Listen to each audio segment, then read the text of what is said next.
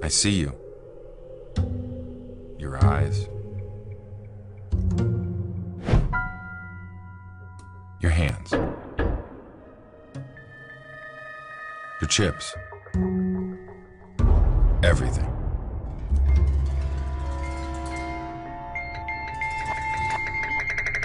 So I don't need to see your cards. We play at fulltailpoker.com.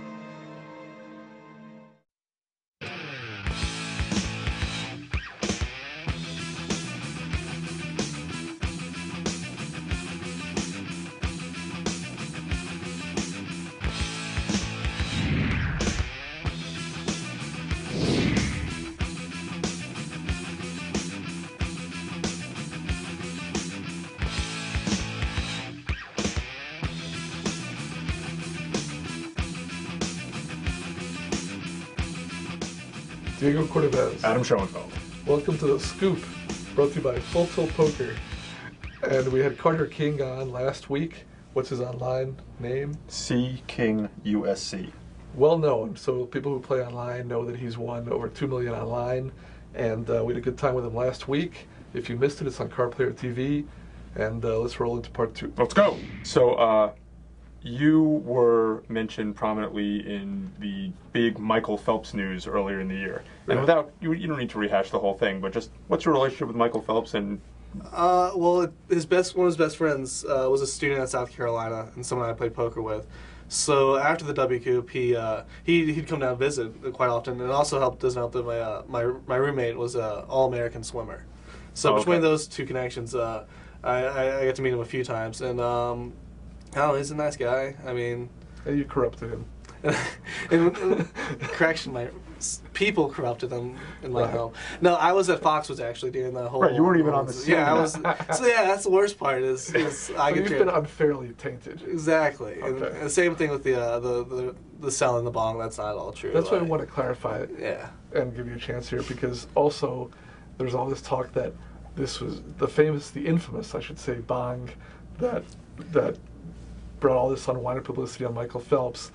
Then there was all this talk this was your bong and that you were now going to sell it on eBay, which obviously would be probably a negative EV move. I'm pretty sure it's not even possible. But people really took this seriously or began to comment on it. So obviously that's all absurd. Yeah, it kind of sucked watching like actual reporters report that as fact, and I was like, but whatever. I don't really care. It's so stupid. I mean, for him it sucks. For Mike it sucks. For me, I'm just another kid who. You can look back and laugh. I mean, the whole thing. I do. And the fact that it was built up into like a big deal. I mean, the worst thing for me is I lost my bong. Yeah. I feel bad about bringing it up, but on the one hand, it's a story. On the other hand, I thought it was ridiculous the amount of play it got at the time. So we could just move on, but. It's no big deal. I'll see you at 4:20 this afternoon. Enough of that. I saw you describe yourself online as a student/bum/poker player. Is that still your posture? I think I'm less of a bum than I used to be. Moving to Vegas has helped tremendously, just because I mean, being 3 hours earlier playing online, it just changes everything. I can have a life after the tournaments are over. That's interesting. And I have time to do stuff before the tournament. It's just everything starts at a much more convenient time for having a real life. And with that, I've started waking up at a normal-ish time. I wake up in the AMs now. I've never done that before. And just stuff like that. It's true, and I've noticed that when I travel, living out here, but when I travel and I still play some of the online tournaments, it's a big difference. For example, the Full Tilt Big Sunday tournament starts at 3 o'clock on the West Coast. 6 on the East Coast is a lot different if you get anywhere. And then I'll play the horse in the evening, which starts at 6:30 on the West Coast. But 9:30, you start playing and you get anywhere, it's 1, 2 in the morning. So it really is oriented towards the West Coast. And that's the easiest day. By intention or not. I mean, Monday, the 1K starts at 9 p.m. on Full Tilt. So you have, that's you're starting at 9. Hell, you're going out for drinks after that. Right. So do you foresee yourself being a professional poker player for the rest of your life? You mentioned you're a little burned out on the online. Right. What about poker in general? I'm not really burned out with poker. I do like to think that I will find other things, but I mean, I enjoy it. It's still, even the days I don't love playing poker, I still love my job. So. You finished your schooling at South Carolina? No. Good man. About 2 years short, yeah. Okay. Do you plan to do that, or? Like, same sort of thing with planning to do, find a new career. Right. I'd like to. It's hazy.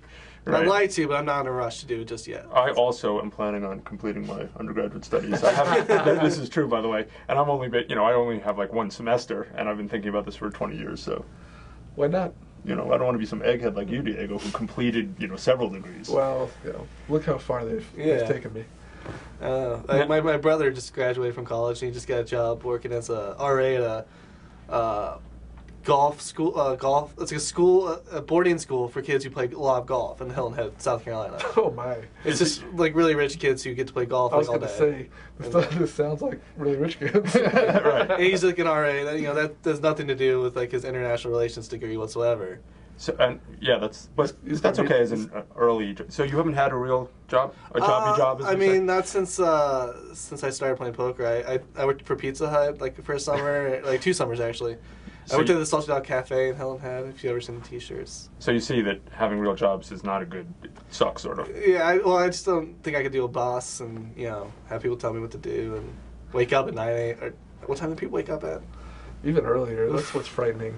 I think and also, I think it's gotten earlier and earlier over the years. Yeah. People are even getting up there earlier. I just had a friend of mine who they just got a salary job, and they're explaining to me the difference between that and, pay by the hour. I was like, how do they know you're working? That's a very good question. It's funny, you seem very disciplined and mature and serious, but at the same time, it's another step to what's all stuff I've just realized lately is like how little I know about actually being an adult. It's a little embarrassing, but I think I handle it all right. Well, yes and no, because the thing is, and this is just, it's easy to joke about it, but the flip side is you've got to work to bring money in. It's not you don't have the paycheck coming in, you don't have the other fallback, so you do have to be disciplined in its own way to produce, to manage, to budget, so that you reduce the variance, so that some downswing doesn't break you. Right. Yeah. And you've got to manage and make all those decisions. So, yeah, on the one hand, it's, of course, we can kid about it, but on the other hand, it's like there's no structure, artificial structure around you. It's like right. In many ways, you have to be more mature in some levels. Yeah, and I feel like exactly stuff like money management and hey, I'm pretty good at paying my taxes. I figure that stuff. Right. out. Yeah, I mean, you work for a big company. They're going to take your taxes out, tell you what you need to do. Right.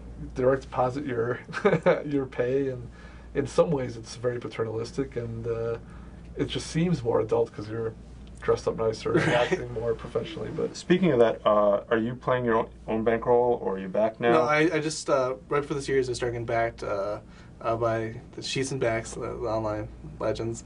This is the second time I'm backed by them, and it's just something I came to a decision to on.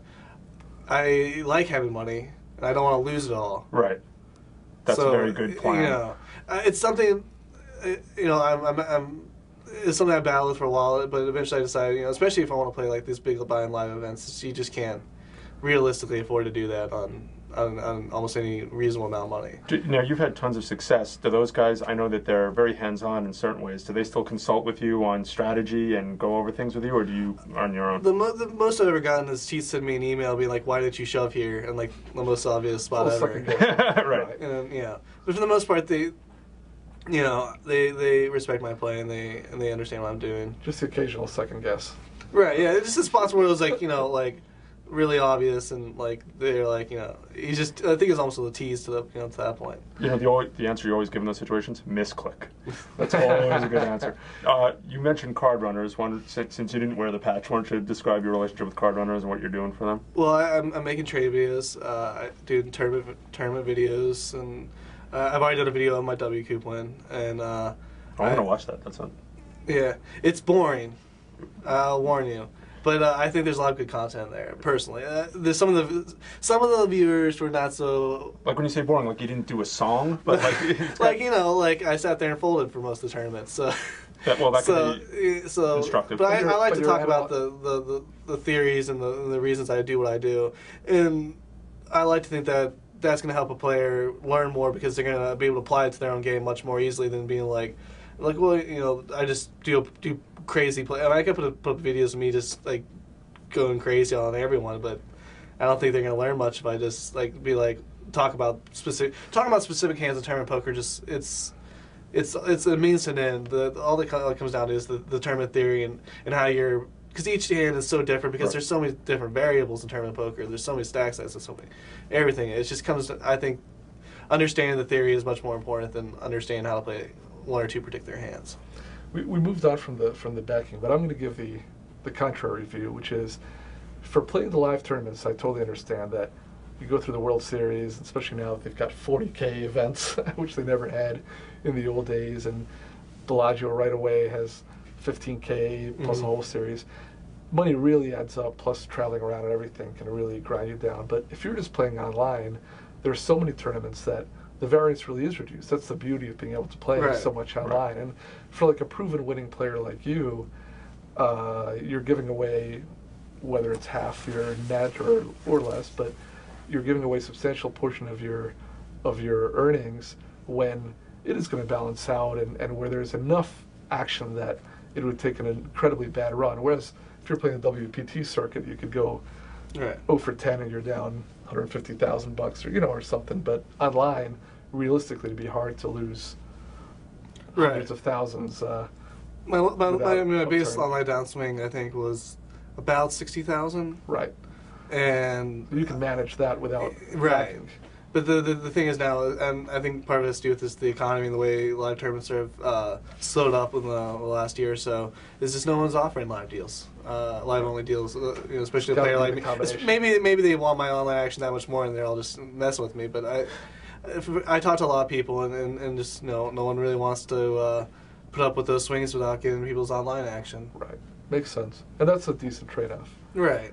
I don't mind, and there's always people get different deals where like you can get separate makeup for each and stuff like that. But I don't really, like I said, I don't really play much online to the point where I'm basically just playing big stuff in both. So whatever. If you're getting backed for all the live tournaments and getting more of a chance to get your name out there to the general public, that's a great value. Right. Fair enough. Steve Spurrier, thoughts? Hopefully he can because you are a cock, correct? Yes, I am a cock. Hopefully we can get the offense together for once this year. I've been behind him, and he's kind of like let us down a little bit last year or two. But I don't know. Hopefully Steven Garcia can do something. Steven Garcia's been a troublemaker. He has, but I've been talking with some friends who have been hanging out with him lately, and they say he's really turning it around. He's got a kid now. He's growing up a little bit. Always a big positive for a college player. To have a child, yeah. In this case, maybe they'll settle down. Now you're a young guy. I'm going to close on this. George Rogers, thoughts? George, I like him. I mean, I've actually got to meet him. Really? It's really cool. Yeah, and then I've actually had a lot of offers to play poker with Deuce Staley. He lives nearby, and he's wanted to play with me. Apparently, I've got a couple emails from people who know. That's the beauty. You acquire a name for yourself, and now, even though they know you're a great player, they want to play with you. Right. That's awesome. I remember when I first started playing, people told me that these guys would fly Johnny Chen out in their private jets to play against him. To lose a lot of money to him. Great. I mean, what's better than that? I would love for people to fly me places to lose money to. For people who don't know, George Rogers won the Heisman Trophy in 1980, I believe it was. 1980, yeah. And probably the only South Carolina. Oh yeah, he's the only one we have. He's basically set for life. He's one of the best college players I've ever seen. He can walk around like a king. But you may be supplanting him if you keep your poker triumphs going. That would be very difficult, but we don't know. Try. Anyway, it's been a pleasure having you. Thanks, we Carter. appreciate coming by, Carter. Thanks for joining us on The Scoop, brought to you by Full Tilt Poker. Write to us at The Scoop, cardplayer.com.